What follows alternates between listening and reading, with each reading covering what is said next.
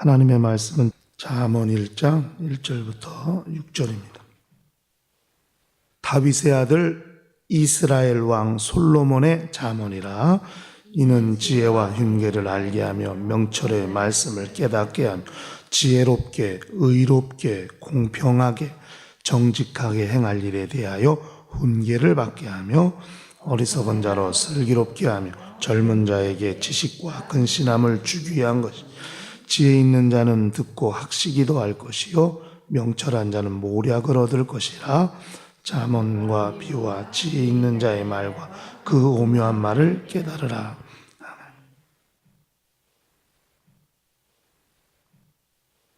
잠언이라는 성경은 다른 성경과는 좀 독특한 면이 있습니다. 보통 다른 성경은 하나님의 말씀을 기록한 성경이죠.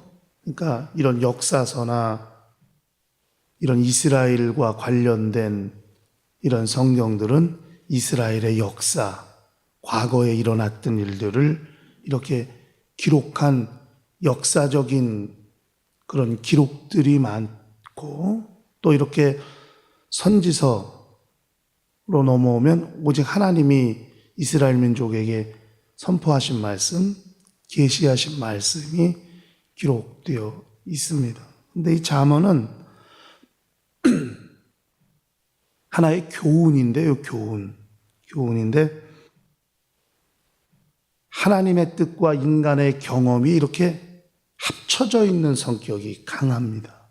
물론 인간의 경험조차도 하나님께서 주신 지혜로 살아온 그런 인생들의 경험이기 때문에 전체적으로 보면 하나님께서 다 간섭하신 것이라고 말할 수 있겠지만은, 그러나 하나님이 주신 지혜로 인간들이 살아가면서 얻게 된 것들, 깨닫게 된 그런 경험에다가 하나님께서 주시는 또 말씀, 뜻, 계시, 이런 것들이 조화를 이루어서 만들어진 성경을 잠언이라고 할 수 있죠. 그러니까 하나님이 인생을 관여하실 때에 인생들의 삶을 주장하셔서 오랜 세월을 살아오면서 쌓여진 하나의 노하우, 인생의 경험, 인간의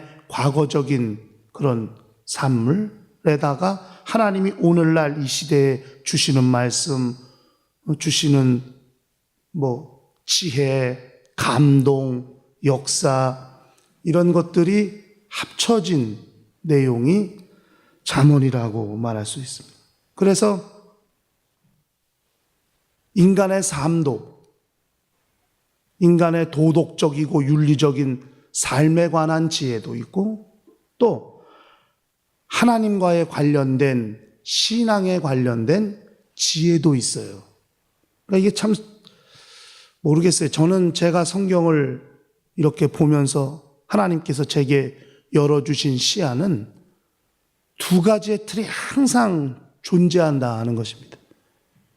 그러니까 영적 생활은 항상, 신앙 생활은 신앙만이 존재하지 아니하고 생활까지도 포함되어야 신앙 생활이 되기 때문에 하나님을 향한 신앙과 이웃 또는 세상을 향한 내용, 항상 이 두 가지가 병행을 이루게 돼요. 그러니까 잠언도 마찬가지예요. 하나님을 어떻게 섬길까? 하나님과의 관계된 내용이 있고, 또 이웃, 세상을 향하여는 내가 어떻게 살아야 되느냐 하는 이 두 가지 내용이 항상 병행을 하게 됩니다. 그래서 잠언을 저는 앞으로 또 잠언을 하게 될 텐데요.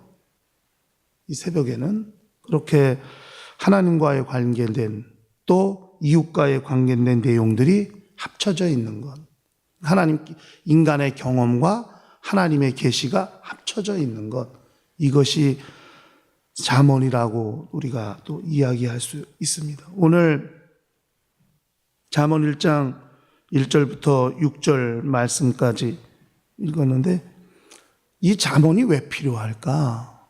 이걸 이야기하는 것이거든요. 잠언의 서론과 같습니다. 잠언이 왜 필요할까? 일단은 지혜와 훈계를 알게 한다고 했죠, 2절에. 그러니까 이게 지혜와 훈계를 알게 함으로써 명철의 말씀을 깨닫게 한다. 그러니까 하나님과의 관계 속에서 통찰력을 얻을 수 있는 것이 잠언입니다.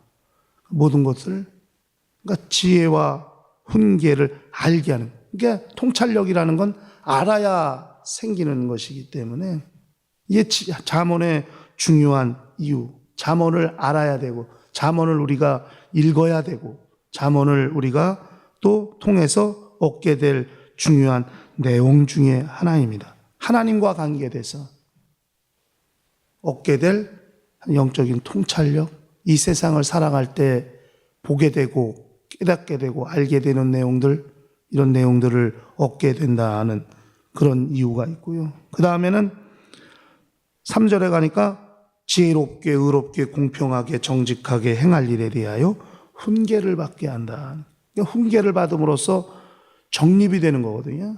신앙의 가치관도 정립이 되고 세상을 향한 내 관점도 정립이 되는 거죠. 그러니까 신앙인들이 단순히 하나님과의 관계 속에서만 영적 생활이 이루어지는 것이 아니라 신기한 것은 7일 중에 하루는 하나님과의 관계된 확실한 삶을 사는데 6일간은 세상과 관련된 삶을 훨씬 많이 살게 된다고 하는 겁니다. 시간상 계산해 볼 땐. 그러므로 하나님께서 내게 주신 은혜 말씀을 가지고 세상에 나가 살 때 나는 세상에 대하여 어떻게 이 세상에 대하여 생각하고 이 세상에 대하여 나는 어떤 관점을 가지고 살아가게 될 거냐.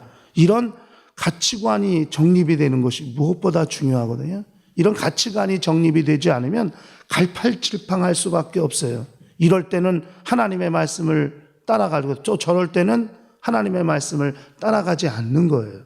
제가 어제 우리 대학 청년 이제 영혼들하고 큐티 아닌 좀 큐티를 합니다. 이렇게 한 주간의 미션을 줘요. 성경 말씀 한 단락을 같이 읽고 자, 이 말씀을 가지고 한 주간 동안 살면서 깨달은 것, 또 실천해 본 것, 이런 것들을 한번 해봐라. 그리고 다음 주일날 와서 이 말씀 가지고 내가 한 주간 살아보니까 이런 것들을 느꼈고 또 이렇게 살아보니까 이런 유익이 있고 이런 안 되는 것들도 이렇게 이제 그냥 편하게 이야기하고 싶은 이제 영혼들부터 이렇게 이야기를 하게 합니다. 처음엔 좀 어려울 수 있을 것 같은데 왜 이런 걸 별로 안 해봤기 때문에. 근데 이제 조금만 지나면 좀 될 수 있으라는 기대를 가지고 좀 해봐요. 왜냐하면 말씀을 생활화하는 능력들이 사실은 거의 많이 없기 때문에 그 말씀과 좀 갈등해보고 말씀과 씨름해보면서 그런 일들을 좀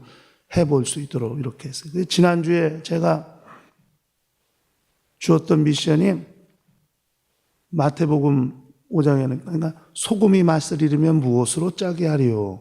그냥 버리오 사람들의 발에 밟힐 뿐이라. 그 다음에 너희는 세상의 빛이라 하면서 그 마태복음 5장 13절부터 나오는 그 말씀을 이제 함께 한 주간 동안 좀 살아보면서 해봐라 했더니 사실 이게 빛과 소금의 역할을 감당한다는 게 쉽지 않잖아요, 세상에서. 그런데 제가 어제 이 소금이 맛을 잃는다는 이 맛을 잃다라는 말이 이게 되게 재밌어요. 이게 바보가 된다는 말과 같거든요. 다 의미가. 맛을 잃으면 바보가 되는 거예요. 단어의 뜻이 그래요. 맛을 잃다, 바보 소리를 듣다, 바보가 되다 이런 뜻이거든요. 바보란 말과 같아요. 맛을 잃는 게.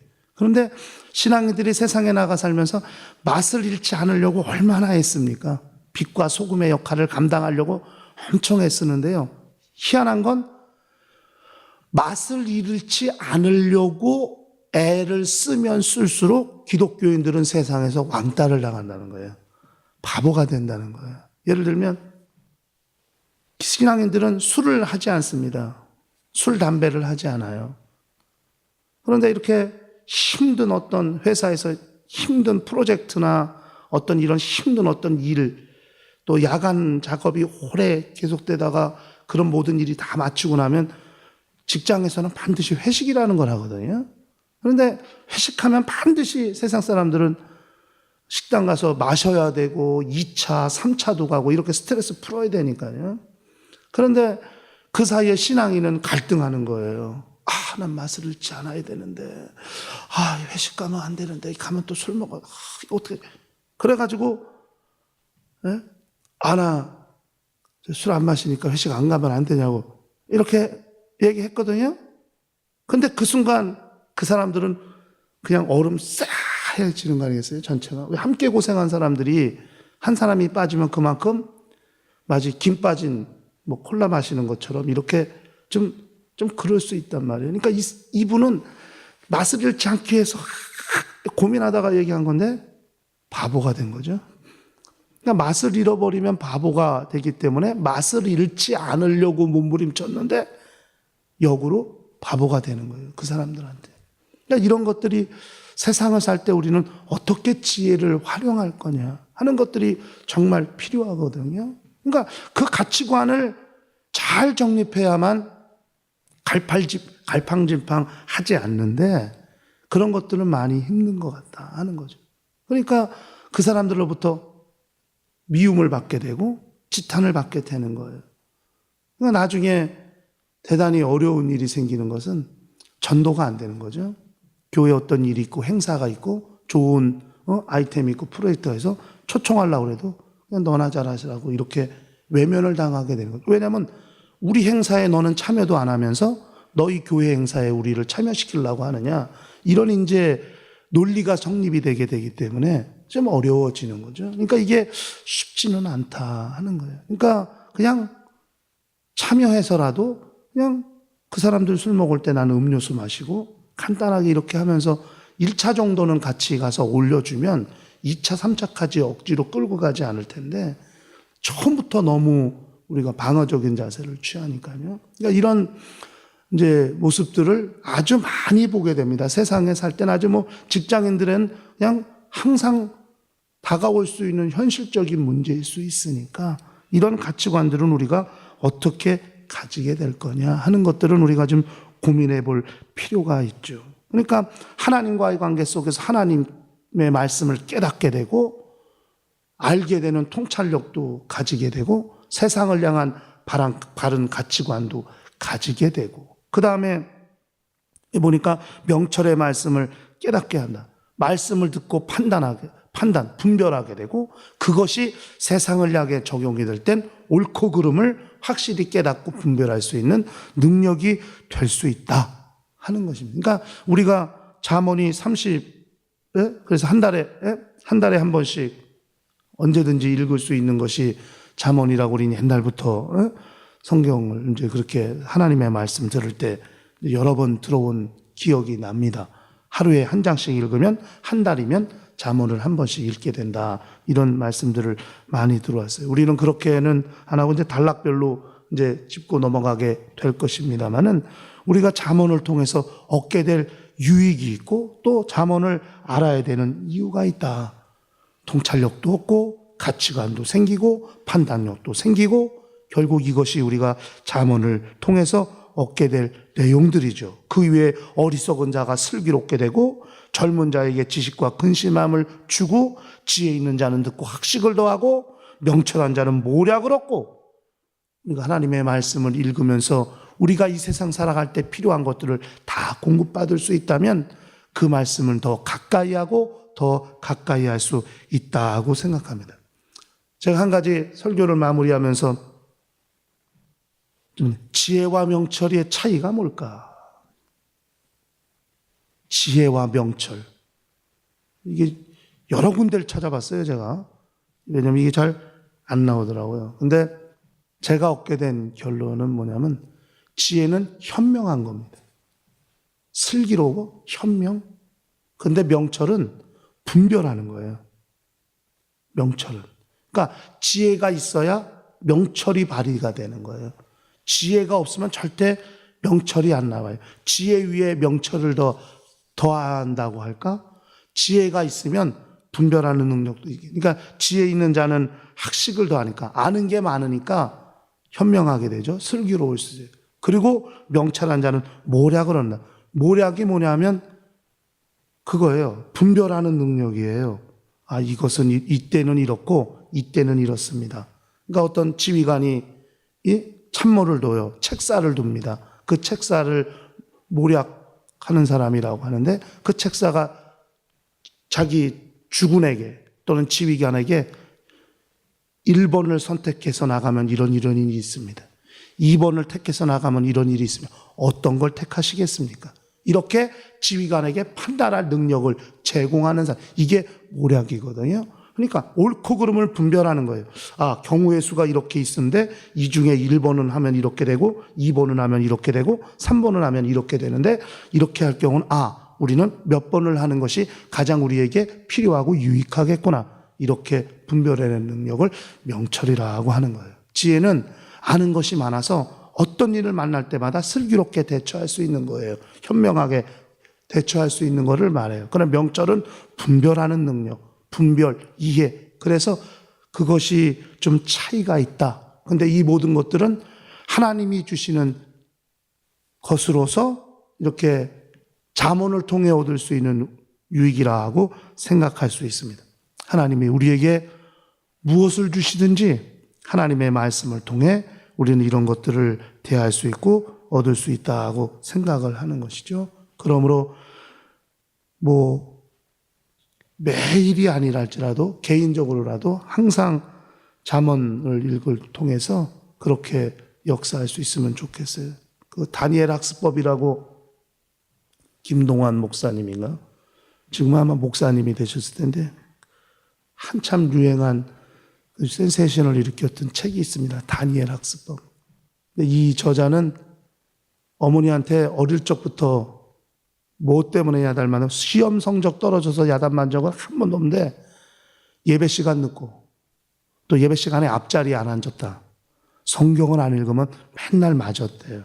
그런데 다른 성경, 이 잠언은 그 책에는 하여튼 엄청나게 많이 읽은 걸로 나와요. 그래서 그 분이 서울대 역사상 아마 최고 학점으로 졸업한 그 당시까지는, 지금은 모르겠습니다만은 그 책이 나온 지가 벌써 한 10수년 이상 됐으니까요.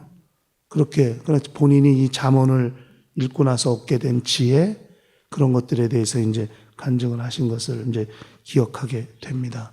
지혜도 얻고 명철도 얻는 역사, 하나님의 말씀을 대할 때 우리에게 하나님이 공급하시는 역사임을 알고 우리는 살아가면서 하나님께도 또 세상을 향해서도 우리의 신앙은, 우리의 믿음은, 우리의 삶은 그렇게 적용이 될 수 있어야 한다는 것을 기억하시고, 하나님 앞에서 정말 은혜 받은 자들이 하나님의 말씀을 듣고 살아가면서 지혜도 발휘되고 명철도 발휘될 수 있는 거룩한 역사가 있도록 우리 모두가 다 함께 하나님의 말씀을 읽고 기도함으로 그 역사들을 이룰 수 있도록 하시기를 예수 이름으로 간절히 축원합니다.